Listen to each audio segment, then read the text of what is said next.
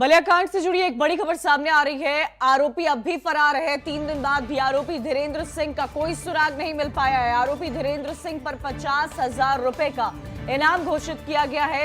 धीरेन्द्र सिंह समेत फरार 6 आरोपियों पर भी इनाम घोषित किया गया है। सभी आरोपियों पर 50,000 रुपए का इनाम रखा गया है। इनाम सभी आरोपियों पर रखा गया है। गैंगस्टर एक्ट के तहत कार्रवाई होनी है। आरोपियों पर रासुका लगाने की भी तैयारी की जा रही है। बड़ी खबर आपको बता दें, अब तक बलिया गोलीकांड का मुख्य आरोपी मास्टरमाइंड जिसने कई राउंड गोलियां फायर की थी, धीरेन्द्र उर्फ डब्लू, वो अब भी फरार बताया जा रहा है। कई सारे सवाल इस पर खड़े हुए थे कि पुलिस की गिरफ्त में आने के बाद आखिर वो आरोपी इस तरफ कैसे भाग गया। 50,000 रुपए का इनाम भी घोषित किया गया है। नरेंद्र हमारे साथ जुड़े हुए। नरेंद्र, बलिया गोलीकांड का आरोपी अब तक पुलिस की गिरफ्त से बाहर है। बिल्कुल, आरोपी के फरार होने से शासन प्रशासन की मुसीबतें बढ़ी हैं। ये पहला मामला है कि 50,000 का इनाम तुरंत घोषित किया गया है और इसमें बड़ी कार्रवाई भी की गई थी, लेकिन पुलिस की नाकामी लगातार उजागर हो रही है।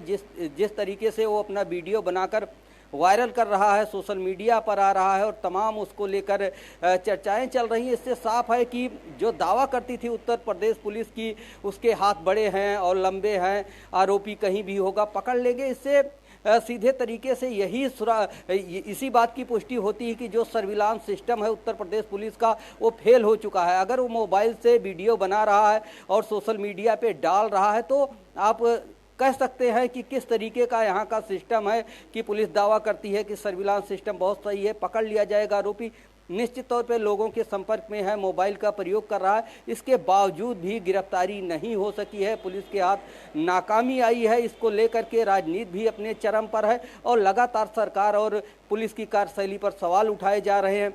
हालांकि इनाम घोषित कर दिया गया है, लेकिन अब देखने वाली बात होती है कि पुलिस गिरफ्तारी कब कर पाती है। नरेंद्र, राजनीति तो राजनेता कर रहे हैं। जब बलिया से बीजेपी विधायक सुरेंद्र सिंह ये कह दे रहे हैं कि अखिलेश यादव को अगर यादव प्रिय हैं तो हमें क्षत्रिय प्रिय हैं, तो आगे आप क्या अंदाजा लगा सकते हैं? देखिए, जिला प्रशासन को, पुलिस प्रशासन को काम करना था, लेकिन उनका फेलियर हुआ। इसी को लेकर ये तरह तरह की बातें आई।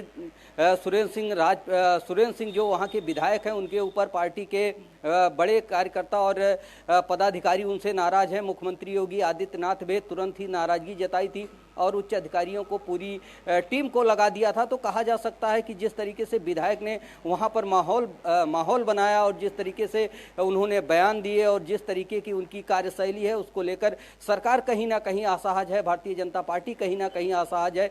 जिस तरीके से जाति का नाम लेकर और जात की राजनीति करने पर सुरेंद्र सिंह विधायक बीजेपी के उतर आए हैं, इसको लेकर पार्टी को बचाव करने में काफी दिक्कतें आ रही हैं। सभी आरोपियों पर गैंगस्टर एक्ट के तहत कार्रवाई की जाएगी। बीजेपी प्रवक्ता शबनम पांडे हमारे साथ जुड़ी हुई है। शबनम जी, आपसे जानना चाहेंगे, इतना बड़ा सिस्टम का फेलियर सामने निकल कर आ रहा है, क्या आपका रिएक्शन है इस पर? देखिए, सिस्टम का फेलियर आप कह रही हैं। आपने देखा है कि किस तत्परता के साथ हमारे माननीय मुख्यमंत्री जी ने इस संज्ञान लिया और इस पर कार्रवाई भी की है। और कहीं भी कोई भी भ्रष्टाचारी हो, उसको बख्शने की जरा भी मंशा हमारे मुख्यमंत्री जी नहीं रखते हैं। और ये भी बात मैं आपको कहना चाहती हूँ कि किसी भी तरीके से हम लोगों को किसी भ्रष्टाचारी या किसी गलत काम में लिप्त लोगों के बचाव करने की जरूरत भी नहीं पड़ती, क्योंकि मुख्यमंत्री जी भ्रष्टाचार और अपराध के प्रति 0 टॉलरेंस रखते हैं। आपने देखा कि जिसने गोली चलाई उसके लोगों को किस तरीके से गिरफ्त में लिया गया, परिवारजनों को। लेकिन मास्टरमाइंड तो शबनम पांडे अभी फरार है ना। सवाल तो यही उठ रहा है कि मास्टरमाइंड को पुलिस कब पकड़ेगी?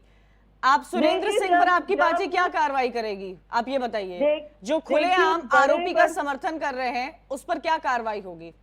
देखिए, उस पर भी हमारी पार्टी जो नियम के तहत जो कार्रवाई करनी होगी, एक कठोर कार्रवाई करके दिखाएगी, क्योंकि हमारी पार्टी में कहीं भी ऐसे भ्रष्टाचार या किसी भी गलत काम के लिए कोई जगह नहीं है।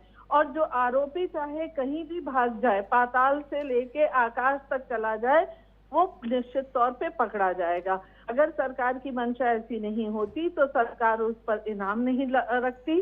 तो वो हम आपकी मंशा पर सवाल नहीं उठा रहे, लेकिन हम आपके एक्शन पर जरूर सवाल उठा रहे हैं। शबनम पांडे, प्रियंका गुप्ता हमारे साथ कांग्रेस प्रवक्ता मौजूद है। प्रियंका गुप्ता जी, राजनीति हो रही है, सिस्टम का बहुत बड़ा फेलियर आ रहा है, लेकिन सरकार अब भी यही कह रही है कि हमारी पॉलिसी है जीरो टॉलरेंस। क्या ये है जीरो टॉलरेंस? देखिए, इनकी पॉलिसी ये है कि मुख्य आरोपी जो भागा नहीं, खुद से उसको 5 पुलिस वालों ने पकड़ा और उसके बाद वो जो है भाग गया, उसको बल्कि छोड़ ही दिया। आप ये देखिए कि जो विधायक जी हैं वो किस तरह से रो रहे हैं, किस तरह से कह रहे हैं उसके अपराधी के बचाव में जो हत्यारा है, जो गोलीबाज है, गोलियां चलाई उसने सरेआम, उसको बचाने की पूरी मुहिम चल रही है। खुलेआम गुंडागर्दी चल रही है, बेशर्मी की इंतहा हो चुकी है। विधायक जी खुद ही जो है एक हत्यारे को बचाने की कोशिश कर रहे हैं। कहीं ताबड़तोड़ गोलियां दिन में चल रही हैं और उसके बाद आप देखिए किस तरह से पुलिस कर्मी जो वहां पर मौजूद थे उनके सामने चलती है और उसके बाद ही खाना पूरी करने के लिए क्या कर रहे हैं, ये उस पर इनाम रख दे रहे हैं। आप क्या निकम्मे हो चुके हैं? आपके पास प्रशासन में कोई भी ऐसा व्यक्ति नहीं है जो उनको पकड़ सके। शबनम पांडे जी जवाब दीजिए।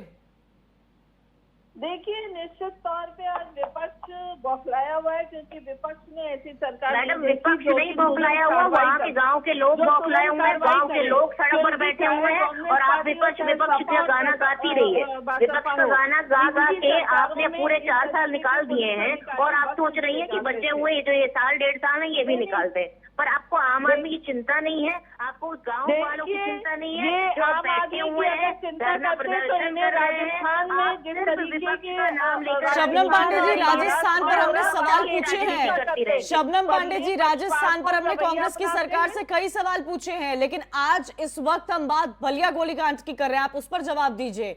आप कह रहे हैं विपक्ष बौखलाया हुआ है, प्रियंका गुप्ता जी कह रही है गांव के लोग बौखलाए हुए हैं। बात कर रही है, हमारी सरकार चल रही है, साथ अपराधियों के खिलाफ लड़ती है और जिस तरीके से चाहे पुलिस अधिकारी लड़ रही है वो वीडियो पूरी पूरे देश में चल रही है, पूरे उत्तर प्रदेश में चल रही है। कि मैंने उत्तर प्रदेश के इतिहास में कभी ऐसी कड़ी कार्रवाई करते किसी सरकार को नहीं देखी और शायद यही वजह है कि ये विपक्ष भी बौखलाए प्रियंका पड़े। गुप्ता जी, ऐसे मौके पर जब सरकार को अपनी गलती माननी चाहिए कि हाँ हमारे सिस्टम का बहुत बड़ा फेलियर हुआ है, शबनम पांडे जी तो हमें गिना रही है कि सरकार ने क्या क्या अच्छे काम किए हैं।